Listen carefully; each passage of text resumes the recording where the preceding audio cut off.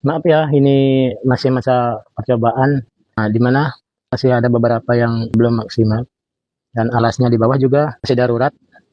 Jadi suara yang dihasilkan belum sempurna total ya. Ini hanya percobaan saja.